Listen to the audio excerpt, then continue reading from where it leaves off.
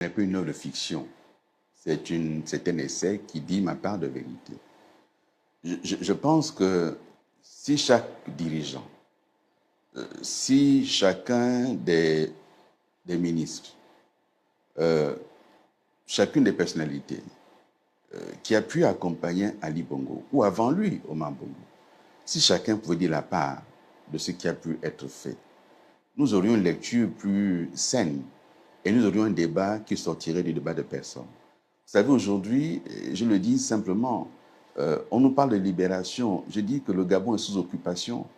Quand il y a un couvre-feu depuis un an, ce n'est pas la libération, c'est l'occupation. Quand vous avez des militaires qui occupent des postes civils, ce n'est pas une libération, c'est l'occupation. Je le dis très simplement, parce que c'est démontré par les faits. Et ces faits-là, c'est qu'aujourd'hui, il y a une kyrielle de personnes qui sont payées pour m'insulter sur les réseaux sociaux, qui sont payées pour m'empêcher de parler, qui ne veulent pas que je m'exprime. Mais de quoi a-t-on peur? Je n'ai pas d'armes. Et le général qui dirige la transition a lui-même dit à Tchibanga que Billy Bizet n'a pas d'armes. C'est un homme politique. Je n'ai pas d'armes. Et je ne crois pas aux armes. C'est pour ça que je suis contre les coups d'État. Les armes, c'est fait pour protéger l'État, la nation, la République, la population. Voilà à quoi servent les armes. Mais dans nos quartiers, les gens sont agressés. Même les policiers sont agressés. Dans nos quartiers aujourd'hui, on voit bien que l'immigration clandestine se poursuit.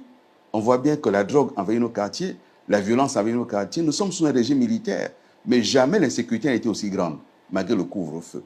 Voilà les vrais sujets qu'il faut régler.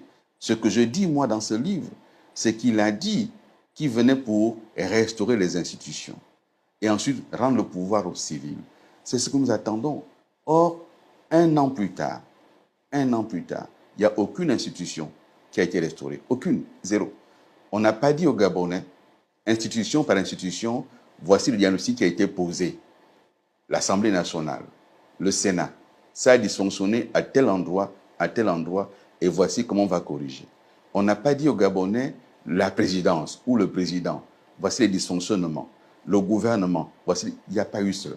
Nous sommes sortis donc de la question de la restauration des institutions pour rentrer maintenant dans, voilà, on va construire les routes, on va endetter le pays, on va faire telle chose. Il est bon que tout ça se sache. Et quand je demande une commission vérité, justice et réconciliation, c'est sur la question des crimes de sang, sur la question de la répression qu'il y a eu, mais c'est aussi sur la question économique. Quand on a 7 000 milliards de dettes, ou plus, mais cet argent est passé où? Que ceux qui ont géré viennent répondre. Moi, j'entends dire, ben voilà, voici les routes de Billy Bizet. Je n'ai jamais été ministre des routes. Mais qu'on demande à ceux qui ont géré les routes. Il y en a aujourd'hui dans ce gouvernement-là qui ont été sous le gouvernement d'Ali Bongo, mais qu'on leur pose la question, puisqu'ils ont été jugés bons pour être là. Et moi, je suis, à l'heure où je parle là, militant du PDG. Je ne sais pas pour combien de temps encore, parce que vu l'orientation que prend le PDG, je ne sais pas si on va continuer à cheminer ensemble. Mais ce que je dis, c'est qu'on a dit que le PDG est mauvais. C'est le PDG qui a gaspillé le pays. Mais comment ça se fait qu'à tous les échelons des institutions de la transition, on trouve d'éminents PDGistes à la tête de l'Assemblée nationale, je dirais même à la tête du Sénat. Elle a fait 19 ans au gouvernement, grand militant du PDG. À la tête du Conseil économique et social, c'est quelqu'un qui a été grand militant du PDG lui aussi. Au niveau de la présidence, on trouve des membres du bureau politique du PDG, des membres du comité permanent du PDG, on en trouve au gouvernement, on en trouve à l'Assemblée nationale, on en trouve au Sénat. Donc, si le PDG a été mauvais, que font-ils dans ces institutions-là? À moins qu'on nous cache quelque chose. Et donc, l'écriture aussi, c'est pour que les Gabonais comprennent ce qui s'est passé. Et on veut m'empêcher d'expliquer à nos compatriotes la réalité de ce coup d'État, qui en fait est un coup d'État contre l'alternance.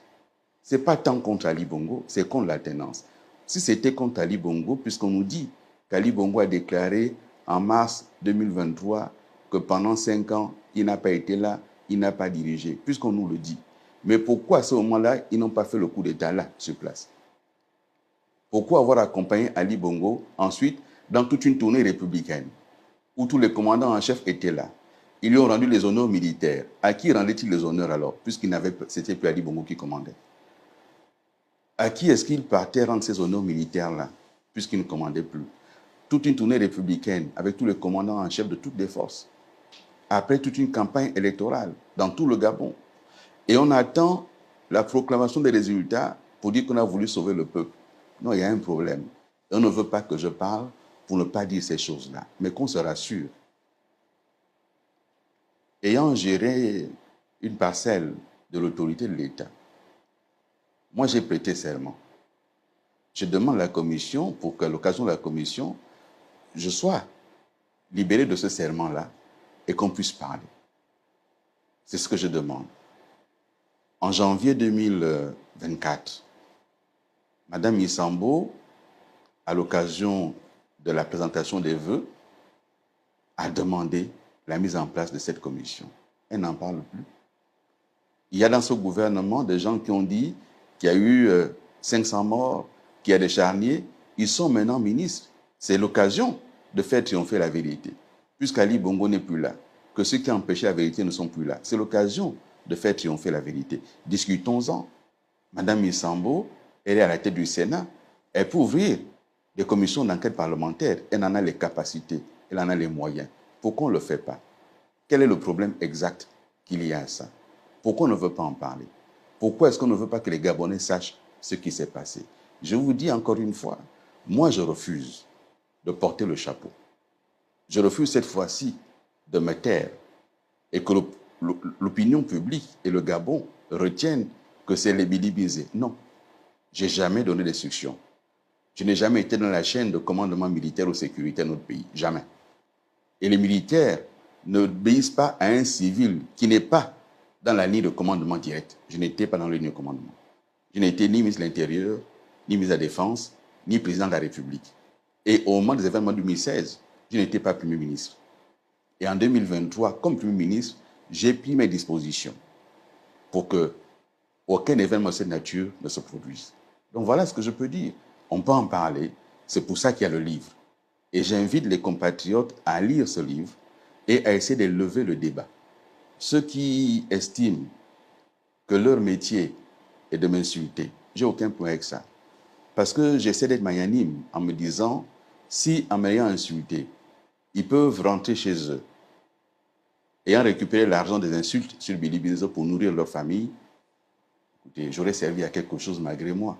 Donc je ne vais pas faire en sorte que des enfants de Gabonais ne mangent pas parce que finalement leurs parents ne trouvent ces ressources-là que quand ils m'insultent. Bon, mais qu'ils aillent. Ça va les aider un peu, mais il n'y a pas de problème pour ça. Personne ne me fera taire. Je vais continuer à expliquer. Et dans les jours à venir, je rentrerai dans les quartiers pour parler avec mes compatriotes, être à l'écoute et passer un message. Ce message concernera les faits qui sont dans le livre. Mais dans le livre, je parle aussi des institutions. La constitution qui nous est proposée n'est pas acceptable.